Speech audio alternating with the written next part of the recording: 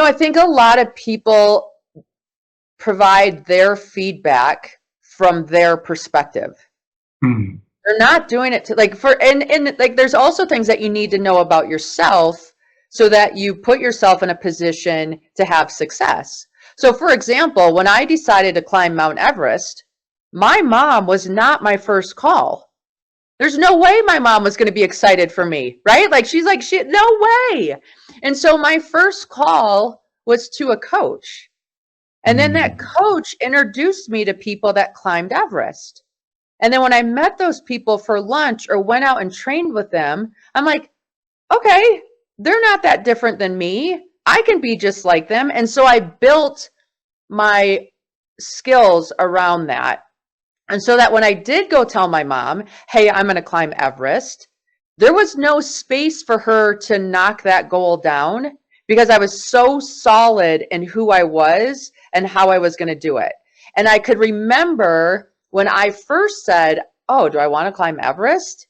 That seems big and scary. And like, who does that? And I don't know anybody. And look at the movies and all that kind of stuff. Like, I needed to recognize that those were natural emotions my mom was going to have.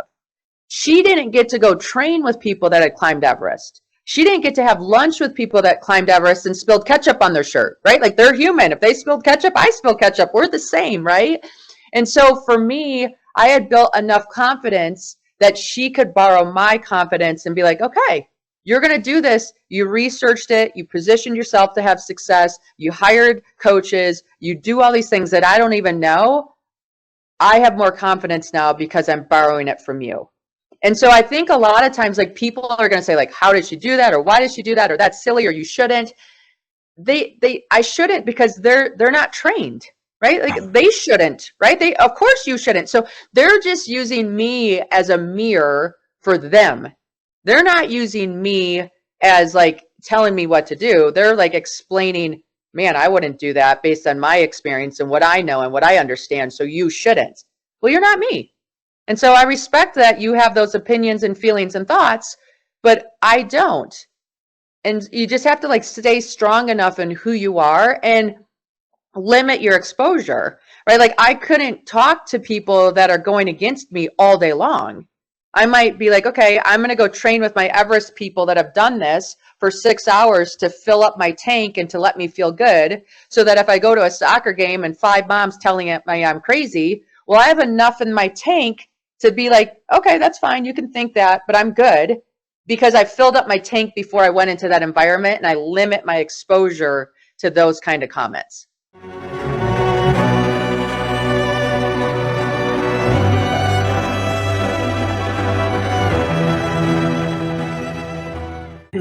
Well, one other thing that I want to share with you, just based on what you just said about the windows and the observation, is a question that Frances used to ask everyone she met.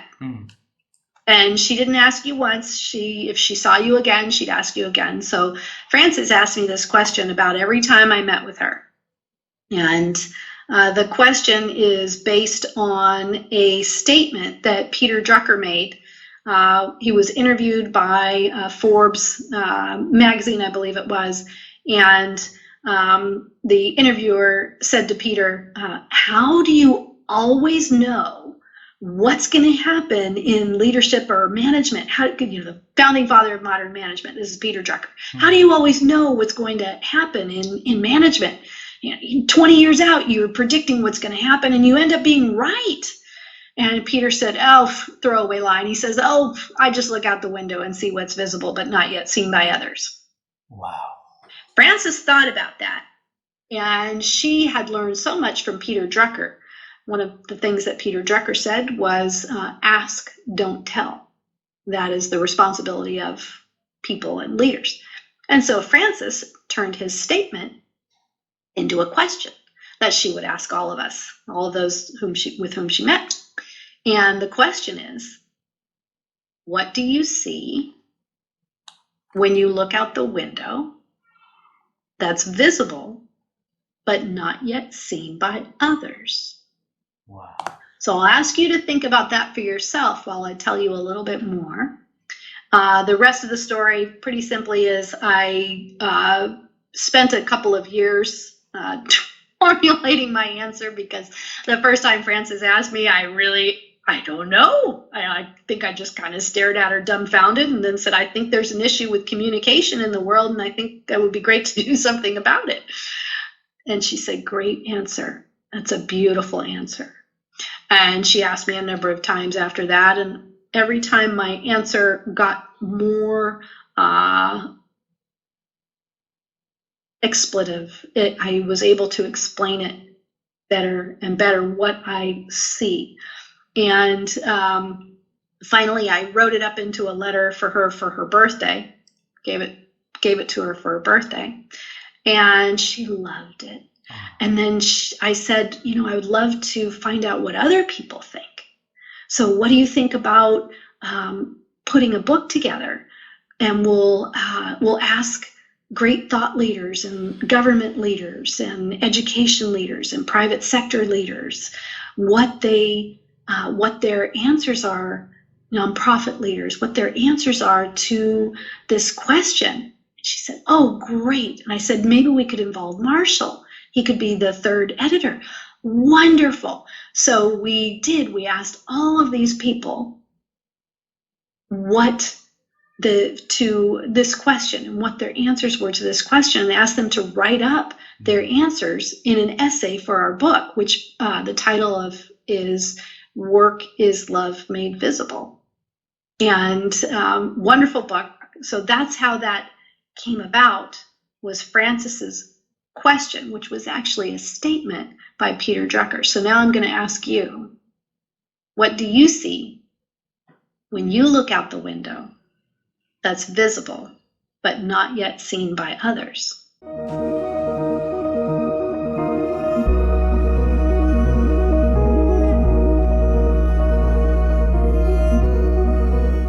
Dr. Lucy's own definition of resilience. Can you share that with us? Yeah, so actually my definition of resilience starts with my definition of well-being, which is what I did my PhD in. So my PhD was called Defining and Measuring Well-being. And so in a nutshell, we define well-being as feeling good and functioning well.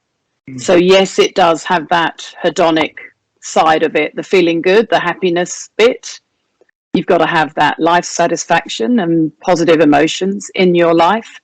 But it also has the functioning well part, which is so important and often overlooked. And by that, I mean that you've got a sense of meaning and purpose in your life, that you have autonomy, that you have supportive relationships, that you have a sense of hope and agency where you can actually influence your surroundings. So it's a long-winded way of saying it. That's well-being. So in my mind, and based on my academic study and from training 30,000 people last year alone, we say to people that resilience is about steering through whatever you are facing so that you can either get back to feeling good and functioning well, or you can continue to feel good and function well, whatever happens. Well, so steering whatever we are facing with, then so that we can get back to what makes us feeling good and functioning well, right? And so it's important to note that it's either about getting back to feeling good and functioning well, or managing to maintain that, because there are times in your life when no amount of resilience thinking skills will make you feel good. And as I'm sure you know, in 2014, we lost our daughter. She was killed in a tragic car accident. So I went. So that's why my TED Talk went viral, I think, in 2020 during the COVID pandemic, because I am in this extraordinary position of being an academic researcher on resilience. And then in 2011, I lived through the Christchurch earthquakes for 2 years, which was significant. But actually in 2014, I had to apply those skills to an even more profound situation when our 12-year-old daughter, Abby, was killed in a car accident one Saturday afternoon in June.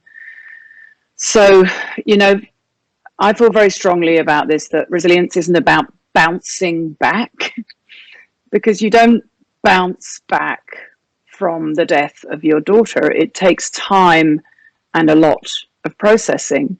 So it's really important to me that people understand that resilience is about steering through whatever is facing you, doing whatever you can and whatever you need to today to either feel as good as you can and function well, or to get yourself back there in the long haul, because parental bereavement doesn't evaporate overnight. You know, it takes a couple of years really to get your head around that, you know, to learn to live with that loss. And so resilience in my hands is much more about giving yourself the time and patience and compassion to know that that can be a long journey.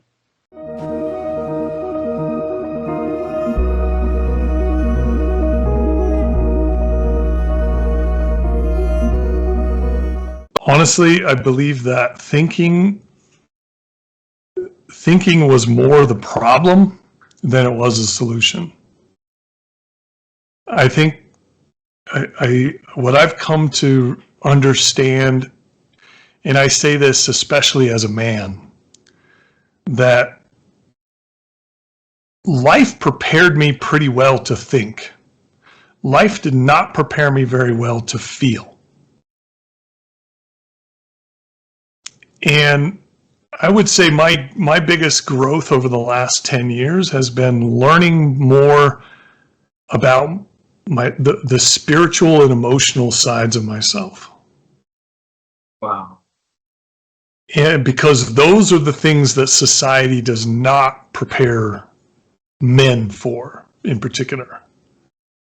I think I grew up in a household that you know, emotions were generally bad. You know, showing emotions was tended to be felt as a sign of weakness. You know, and I think I've been emotionally stunted, and I think that's not a whole person. Right? It's not a whole person who has a very well-developed brain and can think and reason and logic, but doesn't balance that with feel, doesn't balance that with their heart, right? Or whatever you want to call it, right? But, you know, I think that developing, as a society, I think we put too much emphasis on thinking and the head, and maybe not enough emphasis on how we develop whole people. You know, so how are you connected spiritually? How do you feel? How are you connected to other parts of yourself? I think that's maybe more important than thinking more about what I think. Right? Because one of the things I tell myself and I tell others often is, don't believe everything you think. Right? My brain has caused more problems for me than it's solved. So, you know, that it's created solutions.